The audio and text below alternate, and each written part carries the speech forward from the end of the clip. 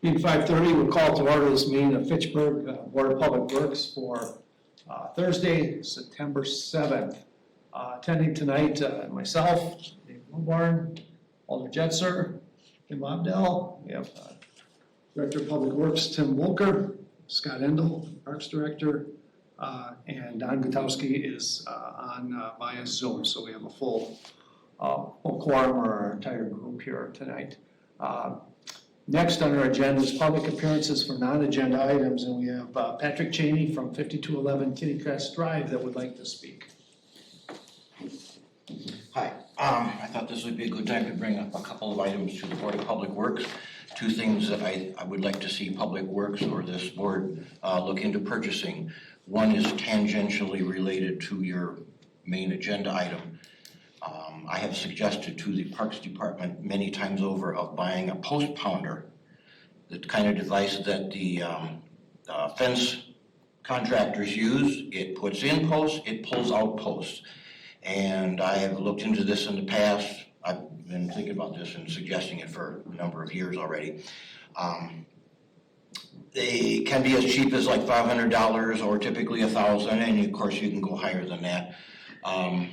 I had suggested in the past, for example, to use on pounding the post back in on the McKee tennis courts, because a lot of the problem was the posts were being frost heaved out of the ground.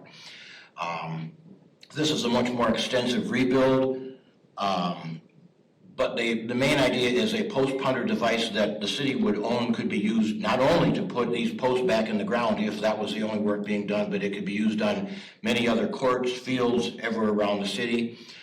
This could have been used on Hugo Jamestown to remove the fence around that baseball field. It could have been used in McGaw on the north field to pull out the old post and put in the new post. That work by an outside contractor to do that kind of work and all the related things, total just about $20,000 for that. Now, this could have been a part of that. So something to suggest to here, because the Parks Department has not been interested in my suggestions so far. The other item that I would like Public Works to consider, I've suggested this once before some years ago, is better maintenance on the stormwater ponds. When I came to Fitchburg almost 25 years ago, there were no stormwater ponds around me anywhere. And now I can easily count over 24 of them within a mile of me. When I came here, it was rare to see 1 or 2 mosquitoes in the whole season. When the mosquitoes break out, it kind of ruins the summer for everybody. With all the ponds around me and all this quivering surface that I see on them, it's got to be pretty bad for growing mosquitoes on there. And I had suggested aerators, which I'm told is the DNR doesn't like that because they're supposed to settle, but there's no reason that you couldn't put a chemical on them to kill off the mosquitoes. And the chemical that I've been aware of for a while now is called BTI, Bacillus thuringiensis israelensis. It's an enzyme that kills mosquito larvae in stagnant water. And there's some kind of a schedule about how much you put out, and you put it out every once in a while, 10 days or something or other like that. And I think it could be useful in Fitchburg on these stormwater ponds to have somebody go out and throw out whatever it is, handful or something out onto each pond once in a while during the summer and control the mosquitoes better. This year has been a drought, and I still saw a mosquito breakout really, really thin this year, but it still broke out August 1. And now we're getting 5 weeks after that, so they're thinning out. But mosquitoes just ruin the season, so consider that. BTI, Bacillus thuringiensis israelensis. Thanks. Thank you, Patrick. Appreciate you taking the time to come before the board here. Just taking some notes.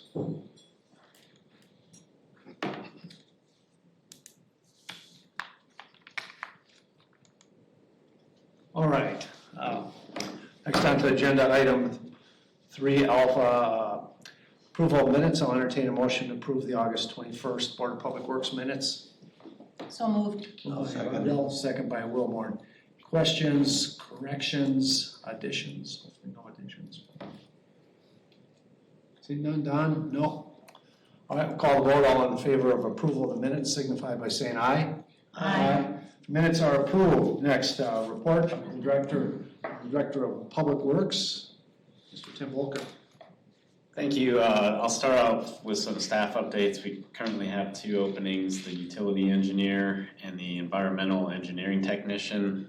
The utilities engineer, we reposted as 2 different postings, one with a PE license and one without the PE license. And that went up, I believe, last week or the week before. And we have received applicants where before we weren't receiving anything. And Tracy and myself have looked through them and we'll begin interviewing within the next week. Some of the applicants that we did receive, they don't have the one applications we're receiving don't have the PE license, kind of recent graduates from the area, which is what we were hoping for. So as far as the environmental engineering technician, the job description was approved at last night's personnel committee meeting. This is where we revised the engineering technician job description to include an engineering technician 1 and 3. The city only had a 2 for some reason, never the 1 and 3. So with the 1, 2, and 3, we're able to post that and hopefully get more candidates interested based on years of experience. And then also it allows the city to kind of have a career progression if we hire someone at the engineering technician 1 or trainee position to allow them to move up through it as they gain the experience with the city.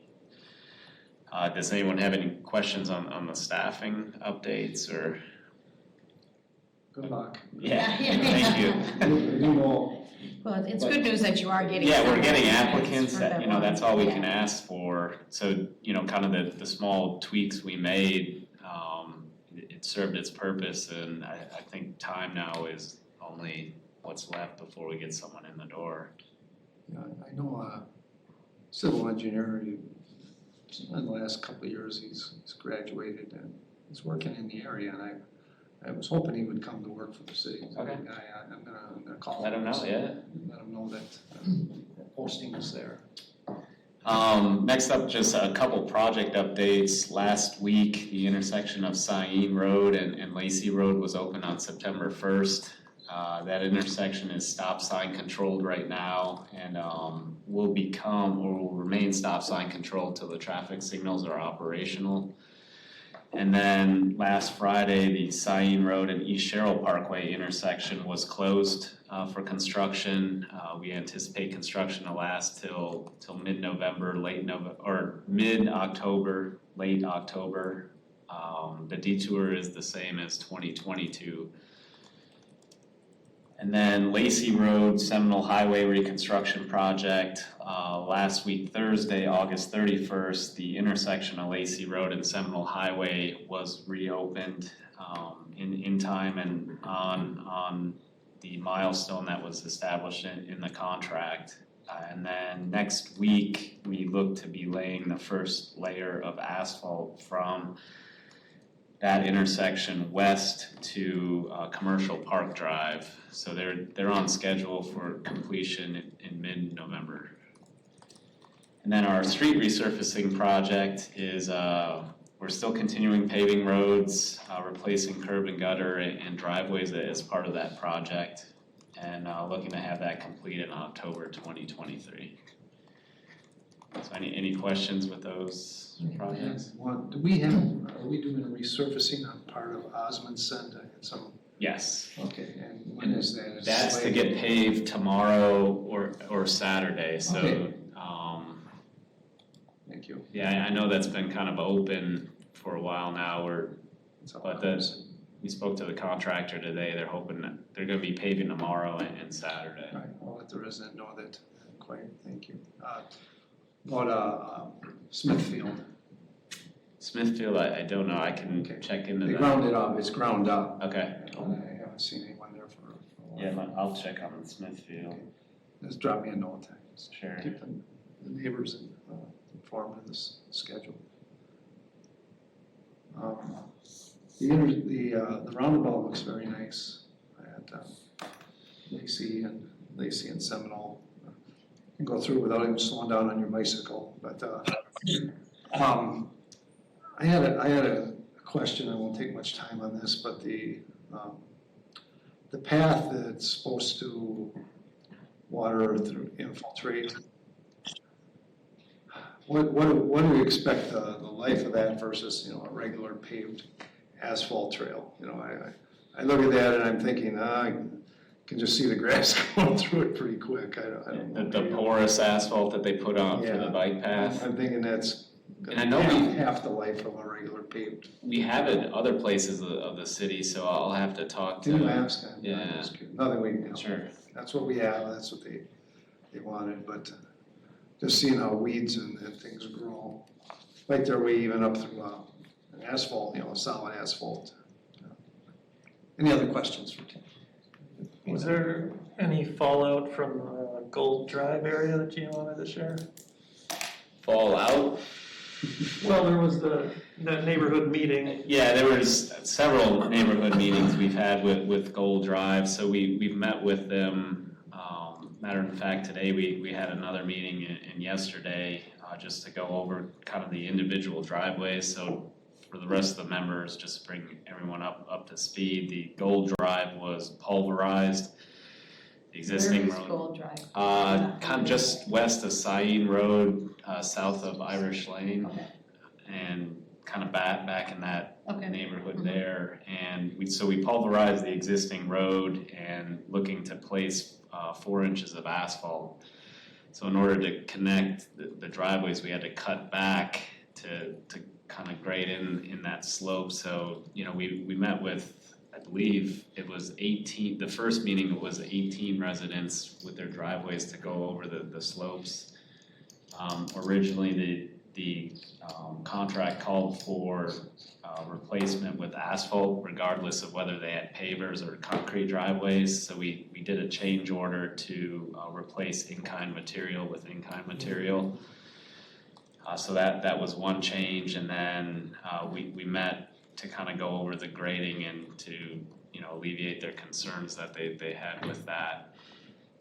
So today they poured 5 out of the 6 concrete driveways. The remaining concrete driveway will be poured early next week. Then the one paver brick driveway will be not replaced, but they'll remove the pavers, raise it up, and then put the pavers back down after that last lift of asphalt goes down, so. Thank you for accommodating them. That was the original paving in there, so I think you'll probably never have to deal with anything down there again as far as the road.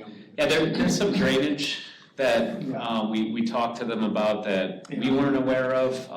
It's a 1970s neighborhood that they didn't have the swales or culverts, have just been piecemealed, it kind of looks like, so. And slopes. We told them we can kind of take a overview of the entire neighborhood and kind of look at that and see what kind of grading we can accommodate and, culverts.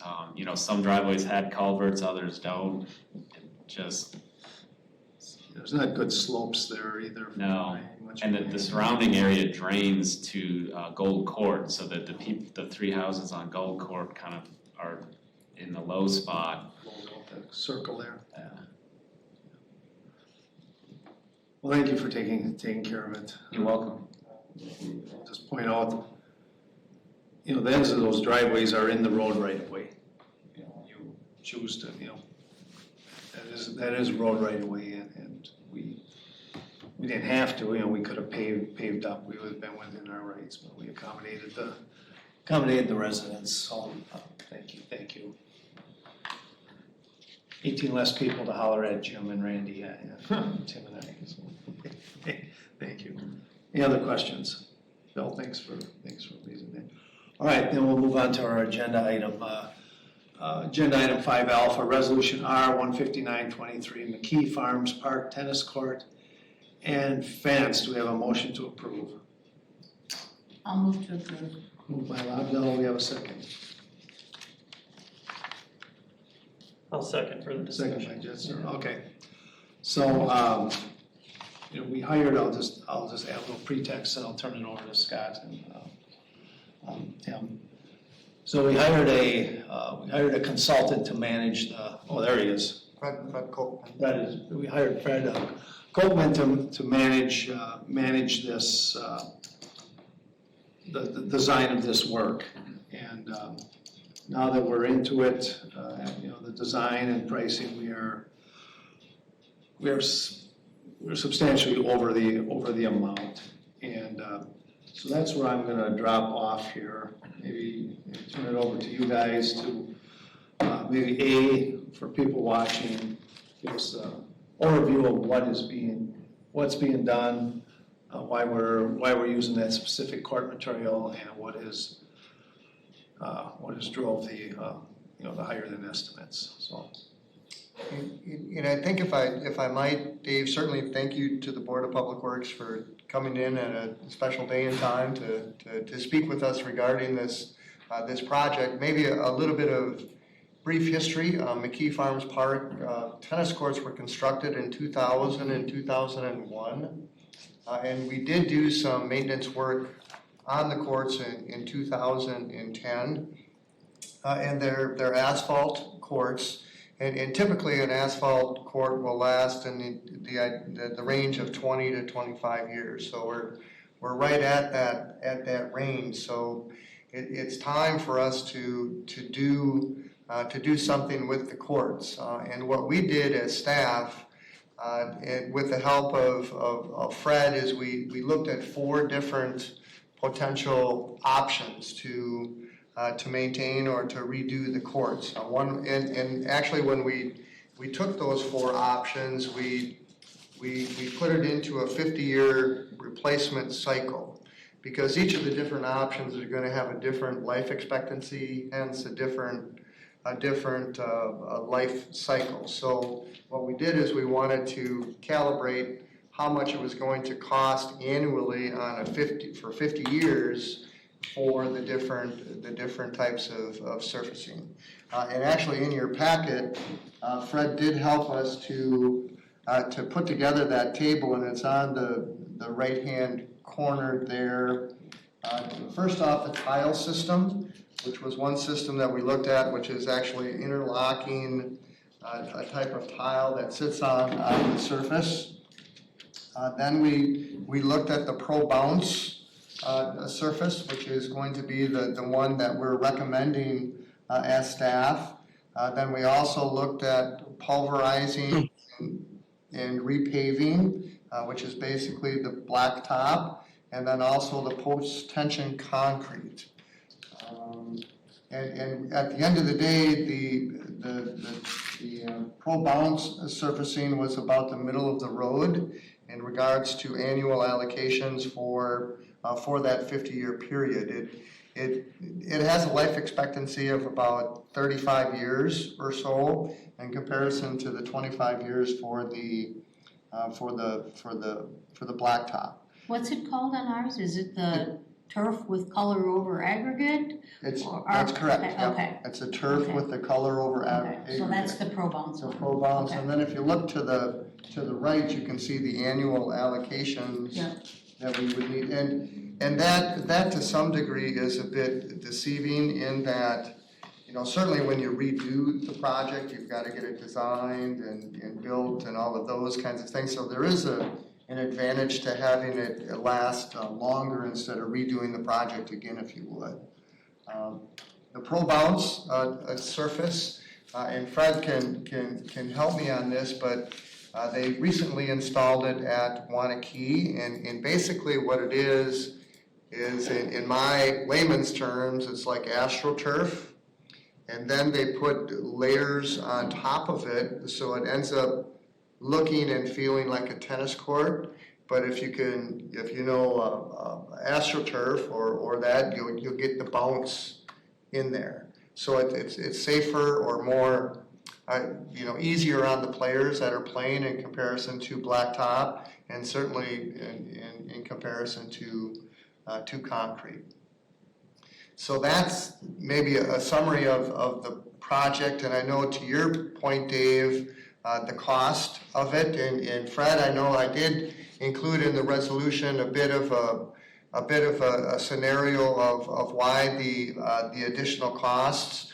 And at the end of the day, it's about 11 or 12% higher than we anticipated. We did thankfully receive one bidder. Parisi bid it, and as I understand, there's 3 or 4 installers of the Pro Bounce. Is that in the nation or the state, Fred? That's in the nation. That's in the nation. Yeah, we only have one that's locally statewide, and he's so booked he didn't even have time to bid it. Right.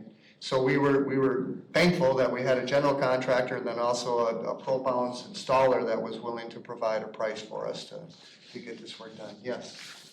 Well, okay, so you said it was 11% over, but I mean, I'm looking at the May 1st Board of Public Works agenda packet, and it's, it basically says it's gonna pulverize, it's gonna put in the Pro Bounce, it's gonna replace the walkway all the way around, and it's gonna replace the fence. Right. And it said the budget price for 23-24 would be in the neighborhood of 600 to 650,000. So we're actually more like 50% over, not 11% over. Well, Well, the original budget numbers that we worked up only included the Pro Bounce system and the fence work. It did not include the sidewalk areas that came in afterwards. Line item, The sidewalk, which construct a new we concrete, had perimeters. Yeah, we needed what that sidewalk included was a new sidewalk to the tennis court from the parking lot because we were coming up higher. But we did not include the perimeter sidewalks like we did this time. it's listed in the May agenda. Construct new concrete border around perimeter to new elevations to slope court to the south and north. Is that not what we're talking about? Well, what I'm talking about is what the budget numbers that I gave originally 2 years ago for this project. That evaluation which we did, that we only included a sidewalk to replace the handicap sidewalk from the parking lot to the tennis court. The perimeter side, I don't know what was included in that budget which you see, but we did not have the original sidewalks around the entire perimeter included in that 60-80 number.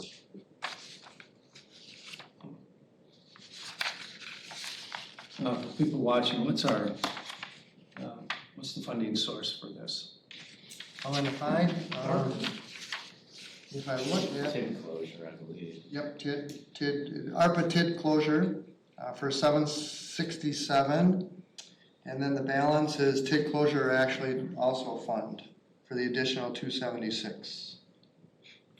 Per the resolution that. So, we're not, it's all coming out of our pockets, I guess is what I'd say, but the TID closures, the money we're, ARPA and TID closures, well, that's what's paid for it, but, we could have used the money for something else too, I just need to keep that in mind here. All right.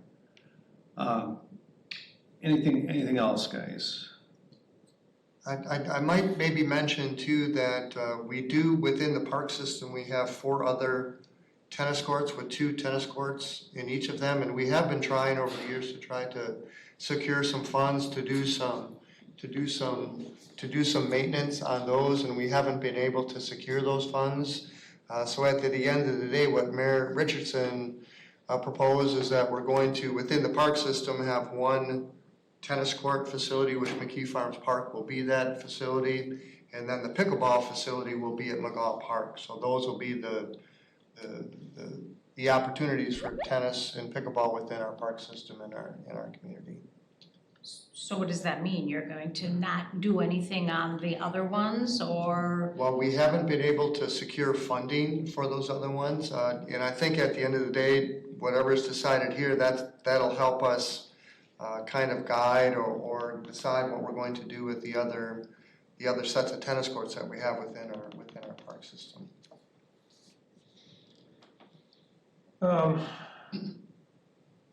we have any public transit taking people to either McGaw Park or McKee Farms Park? Not that I'm aware of, no.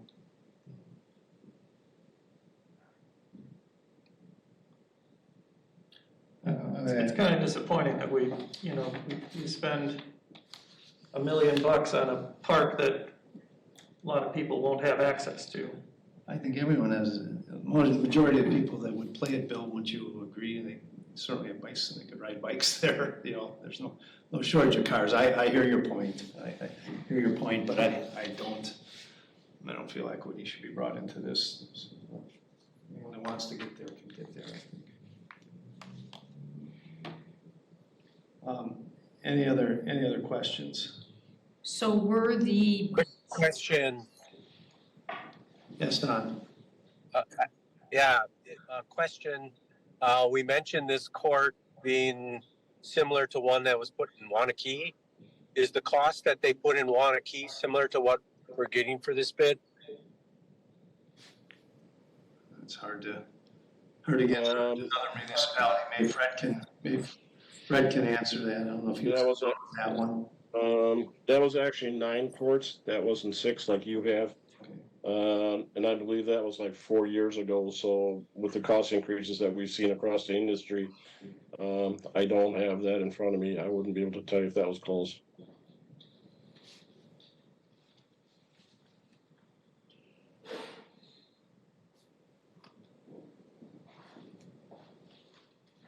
this question I had were the sidewalk and the fencing prices that you got on this in line with what you expected on that? I mean, so we're pretty much, we're approving the whole bid, which includes the fencing and the sidewalk.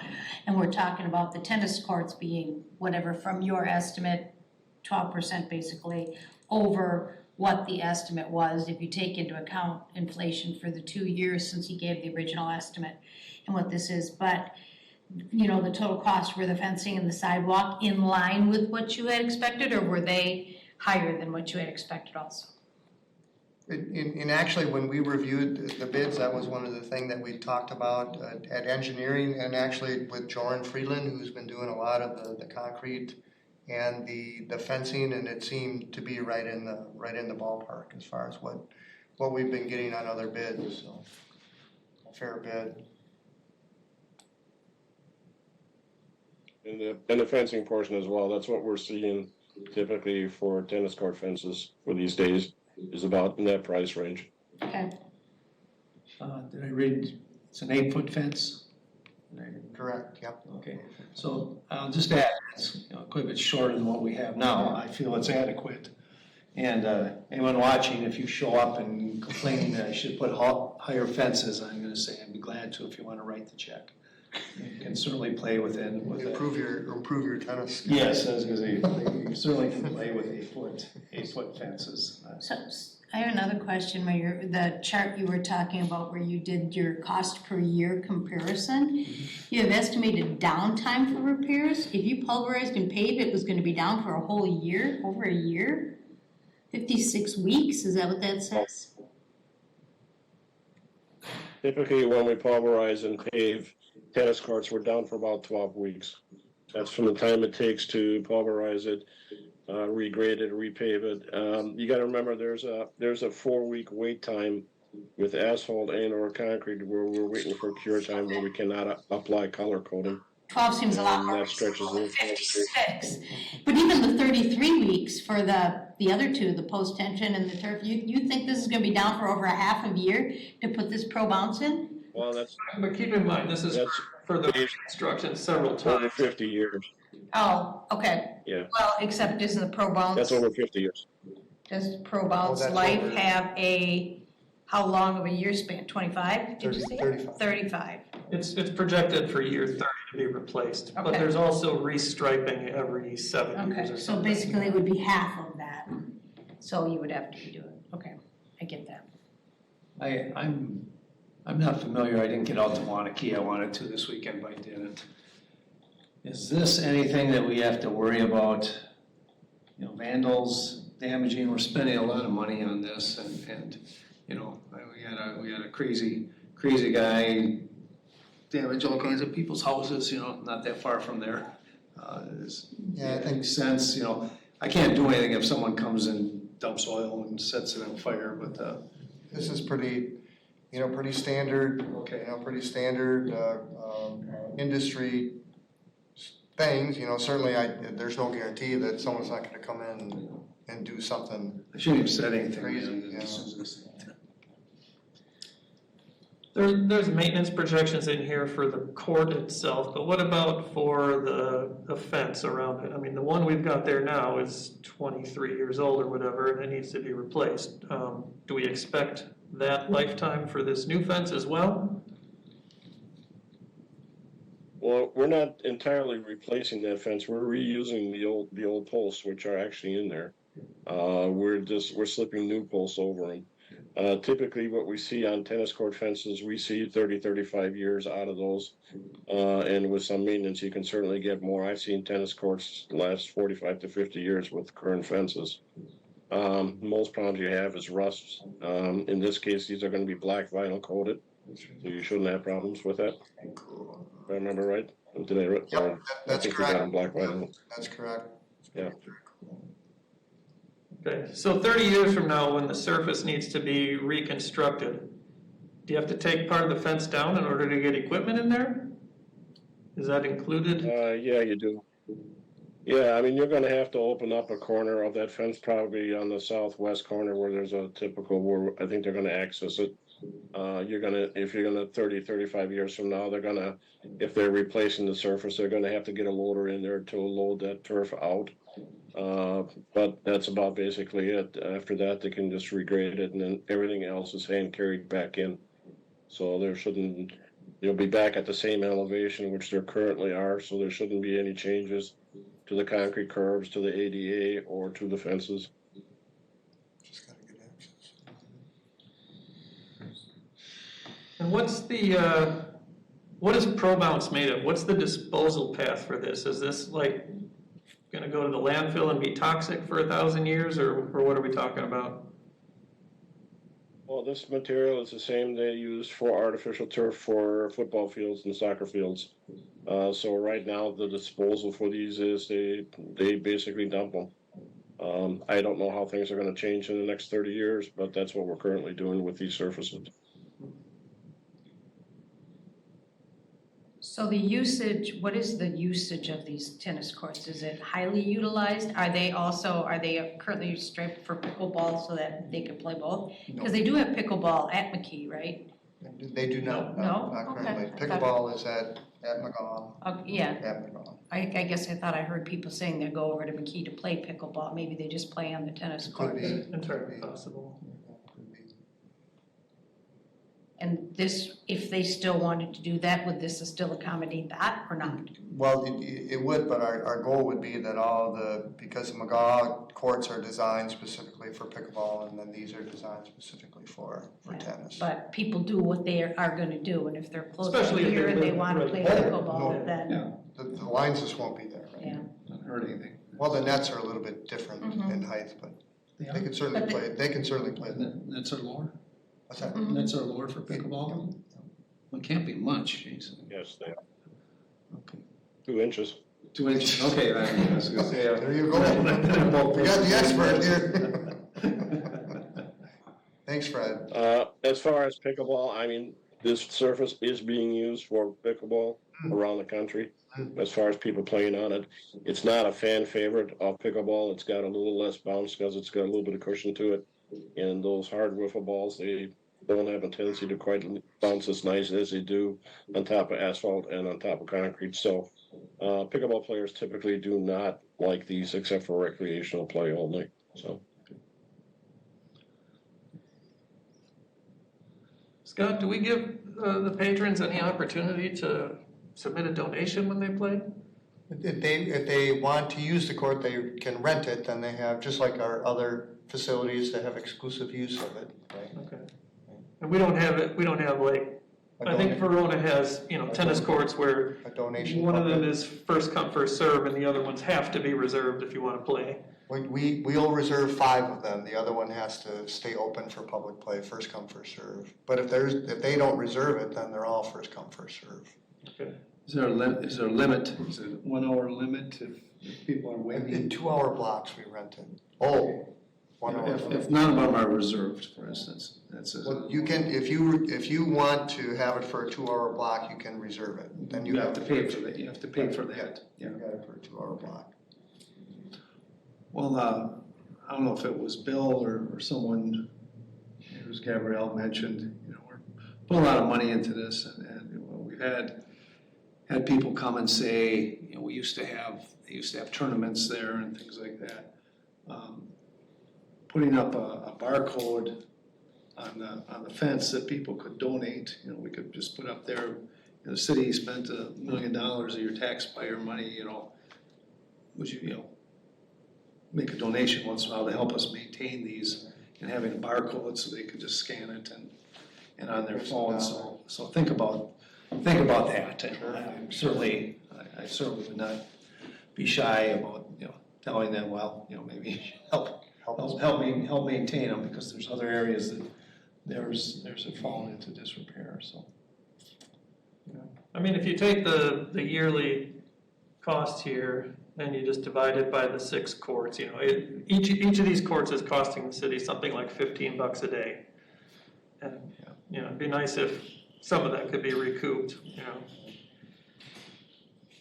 And I guess the other thing is, we only projected out 50 years. So I think the annual cost over 60 years, if we assume that Pro Bounce is gonna last 30, and we let that second Right, surface go out the extra Be less. 10 years. Maybe less. That's a good point. That's a good point. That's a good point. I'll just get back to, the one point that, with the fence, if we, you do get frost heaving, even if you get the things down below the frost line, and, if we keep on top of that, kind of to Patrick's comment that we keep them we keep them from rising up and pulling the fence up, relatively easy maintenance thing we could do in the spring. Putting that much into this, we don't want to skip on keeping them nice.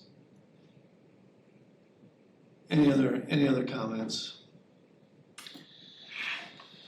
So I'll just add kind of for the record, we were at, thought it was roughly $750,000 and now we're 900, what's it gonna be, Close to $1 million. 950, so this will require a 2/3 vote of the council to be approved. So everyone knows this.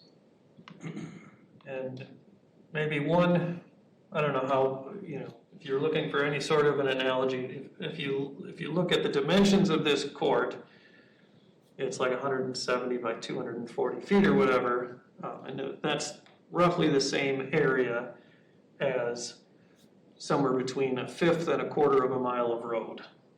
And if you do that much road construction, it's gonna cost you more than $1 million. Good point, Bill. Thank you.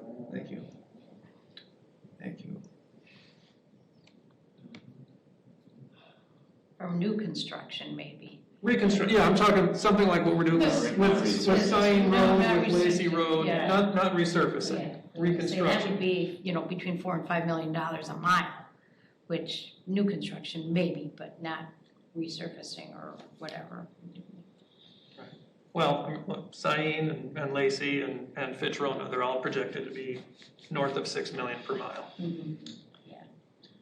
If approved, would this be next spring, or you try to do this fall yet? Well, if I understand, we do some demolition, this fall, and then certainly with the application or the installation, there needs to be a temperature minimum, so we'd look to get it done as soon as we could in the spring. Are we thinking July 1 potentially, Fred, to be ready to go, or is that a push? Yeah.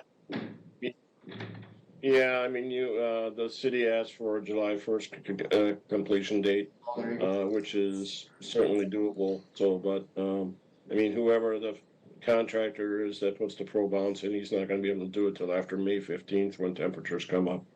So he's got a very short window. So why was this urgent that it had to be decided upon right now? Do we need to get it into the budget for next year because the ARPA funds need to be used by the end of '24? Well, I think it was just, we wanted to keep it moving as quickly as we could, and if we waited until then we push it back a whole month. You know, But they're not gonna start until way later and not gonna do the actual construction until after May 15th. And I mean, you said there was one other contractor that didn't bid it because he was too busy. You know, do you gain anything by looking at different timeframes? No, that's not, I'm sorry, maybe I misspoke a little bit. The main construction, all the removals, all the fence work, all the concrete work, all the stone work is being done this fall. That's when we're planning for it. All the construction, the entire project is gonna take anywhere up to 8 weeks. So, in order to meet the July 1st deadline that we were looking at, the surfacing contractor, which is the pro-bound surface only, he's gotta be in there by May 15th to May 30th. So all that other stuff, the stones, the fencing and the concrete work is being done this fall yet. We're trying to get it in this fall. That's why the September 12th council meeting to get going as soon as we could. So we're gonna do all the fence work and concrete surrounding it, and then we're gonna have to destroy some of it in order to get the equipment in to put the surface in next spring? No, they'll take care of that. The contractor knows that he has to have an actual access area for the pro-bound surface. The pro-bound surface only needs a 10-foot wide area to make it, in with their stuff. So they're just gonna leave one little corner open, and that they'll fix whenever he's done. Okay.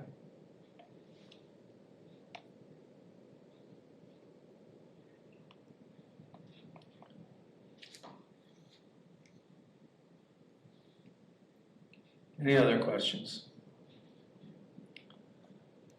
Hey, Dave, was there ever a benefit cost done on this project overall? I mean, this is scope creep, big time, and we haven't even had the contract started yet to see if there's any other overruns.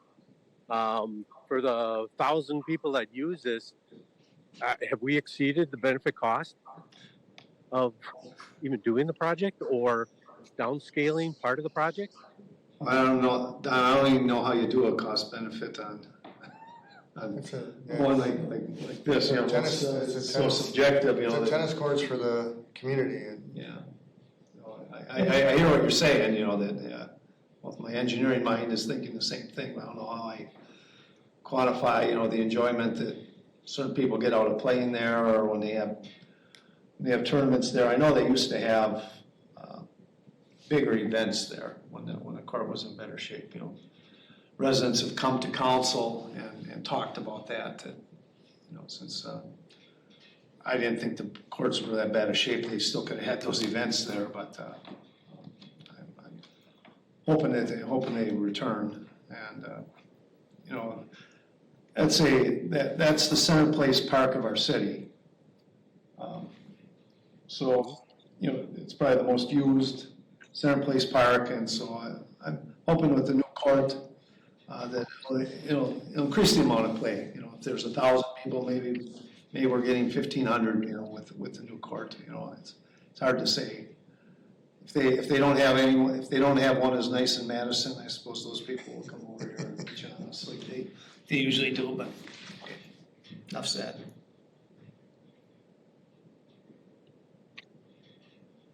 But we could do a comparison to say you could still redo a whole court, just don't use this high-priced surfacing that's being proposed. Again, I'm a little discouraged that we're able to do a cost comparison from Wanakee based on fencing, but not based on the surface treatment that's been used. So to me, it raises the flag. Maybe we're just way overpricing for the surface treatment we need. I have no, I guess I'll defer to Fred, his thoughts on that, I just outside of my, I don't know this technology, I haven't done other ones, I assume he's done some more recently than this. Well, I mean, as far as Wanakee goes, I have a hard time comparing costs simply because Wanakee was a lump sum bid. There was no breakout for concrete or a breakout for surfacing or breakout for stone, which you have here. Most of our contracts are on lump sum basis. The one at Edgerton was the same way. That was a total rebuild. And I think their 7 courts came in pretty close, or I think a little bit higher than your project even. And that's all new fencing and all new courts.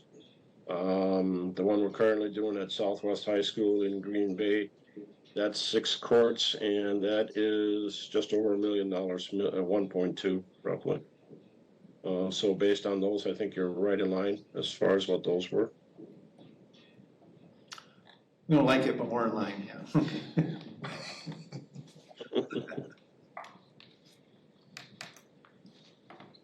All right, anything else? And this will require 2/3 vote of council. The thing I see, right off the bat, I'm thinking, why don't we just put asphalt down? But, if we look at life cycle, then